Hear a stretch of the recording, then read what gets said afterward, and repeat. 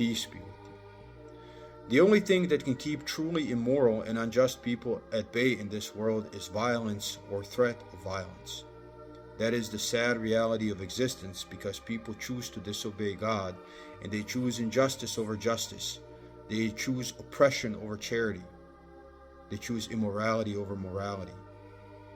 And these people, they too are masters of violence. They have been willing to employ violence throughout ages in order to subjugate and oppress others. We can see that even now, for example, with what is happening in Gaza. And these unjust people, people who are willing to use violence, are also willing to lie in order to make themselves appear like victims so their violence can be justified.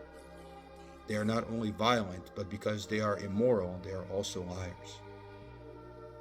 It is unfortunate reality of this world that this life, this dunya, seems to depend on mastery of violence.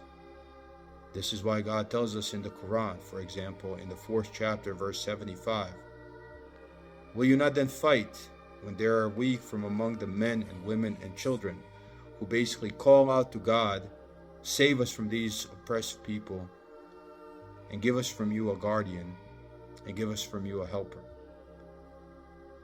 This is God telling us that we too have to obtain mastery of violence, because unjust people cannot be reasoned with. The institutions of slavery did not end because the slave owners all of a sudden grew morality. They became moral people and they gave it up. No, it ended through violence. The unjust wars of history and the conquests of history did not end because the conquerors all of a sudden became moral people. No, somebody stopped them. And this is how it's going to continue until the last day, until the day of judgment. If you want to be free in this world, you have to master violence. And although people who are immoral and unjust will blame you for it, you have to ignore what they say. They are always going to be willing to use lies, just like they are willing to use violence. There is no way around it. The best possible outcome would be if all people chose to be just and moral. But it seems like that's never going to happen. Human history is a testament to that. So violence is inevitable.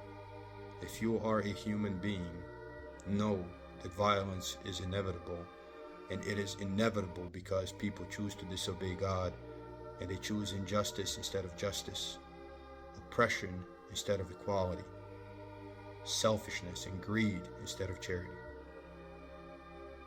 Will you not then fight when there are people, weak people from among men and women and children, who call out to God, save us from this city, save us from these people who are oppressive, and give us from you a guardian, and give us from you a helper?